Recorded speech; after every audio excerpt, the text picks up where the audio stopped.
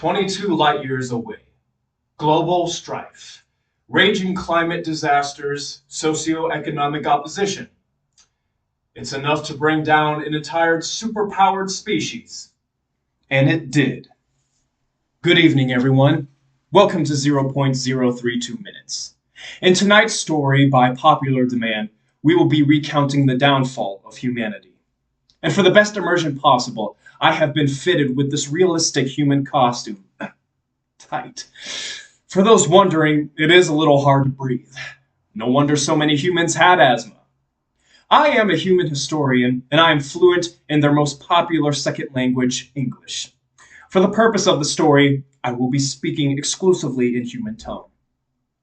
316,000 years ago, in our neighbor, the Milky Way, the human species Homo sapiens evolved from their predecessor subspecies, Homo neanderthalensis. Approximately 115 years afterwards, they exhibited the ability to form civilizations and began a rapid onset of modernism for the remainder of their existence.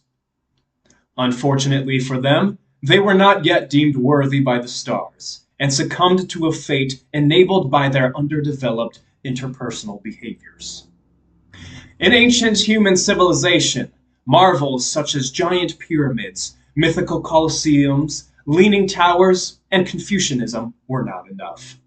The Renaissance and Enlightenment periods, starting in the 12th and 17th century respectively, led to the founding of physics and chemistry.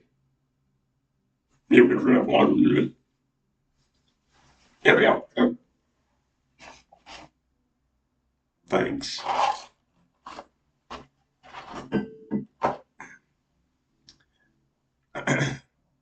As I was saying, scientific disciplines grew more, and humans needed easier ways to reach others and spread ideas in order to support this growth.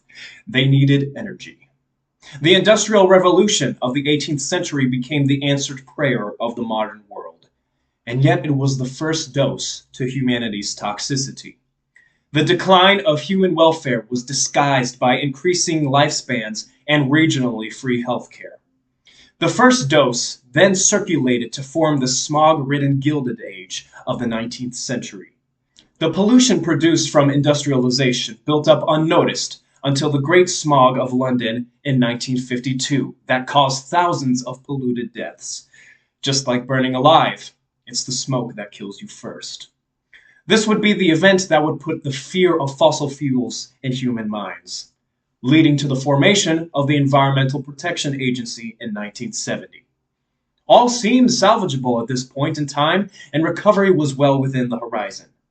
But the smog that covered the earth took the light with it. As the 20th century came to a close, corporations usurped economic importance and stole humanity's sustainable direction from them. Attempts would be made in the future, but they were not significant enough to change the course of humanity and save it. As predicted by environmental scientists, humanity reached a point of no return in 2050. Third world countries had limited access to renewable energy, and coastal nations were quickly swallowed by melting glaciers. Not before socioeconomic disparity pitted their citizens against each other. The first world countries struggled to maintain their commodities, so much so that neighboring nations turned rivals decimated each other out of survival. They were forced to compete.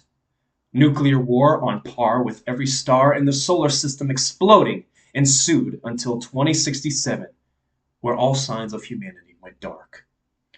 They once surmised depleted resources or the heat death of their planet would kill them.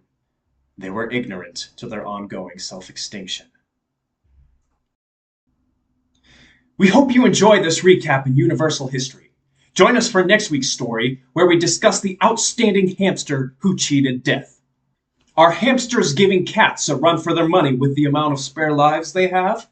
Be sure to vote for one of the following headlines. 2 Lives Are Better Than One, Hamster Edition Volume 4.